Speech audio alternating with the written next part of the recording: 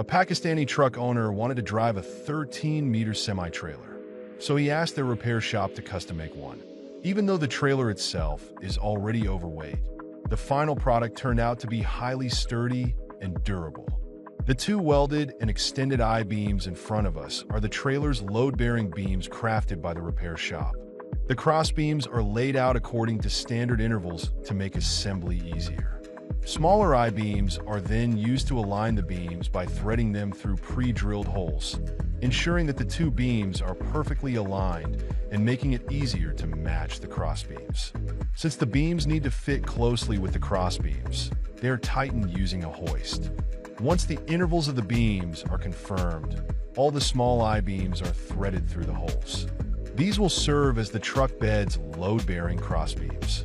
To improve the truck bed's overall stability, each I-beam is welded to the main beams, and the edges are reinforced with bent steel plates to ensure that the crossbeams share the load evenly. After assembly, the seams are fully welded to prevent cracks from forming on the steel plates. Two pillars secure a thicker steel plate for the partition panel between the cab and the trailer, preventing the trailer's cargo from tipping forward. Since trailers often need to be detached, the artisans weld support legs onto the beams to keep the trailer balanced when disconnected from the tractor. At the rear of the trailer, where there are 3 axles, steel plates are welded to create supports firmly attached to the chassis beams. Although bolts weren't used for the assembly, the weld points are densely packed. However, because the distance between each I-beam is vast, bent steel plates are laid at the bottom to provide additional support when the anti-slip metal sheets are placed on the bed, preventing them from sagging at intervals.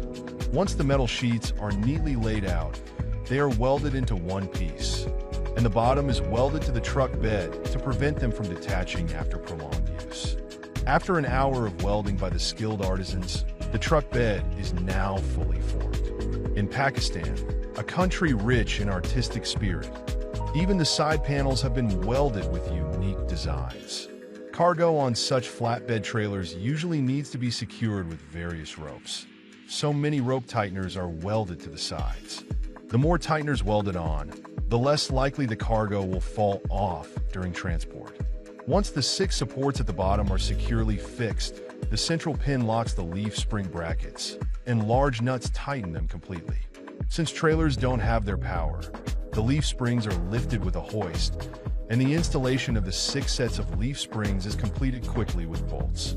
Since long-term outdoor storage can cause rust, to avoid the need for future grinding and rust removal, the trailer is sprayed with anti-rust paint, followed by a coat of filler to improve the adhesion of the final paint layer. After it dries, a layer of white primer is applied. Although they don't have the facilities for indoor painting, the result looks excellent from a distance. After the intricate painting process, new U-bolts secure the 3 non-powered rear axles to the leaf springs. Even though most parts are homemade, the brakes on the rear axles are fully functional.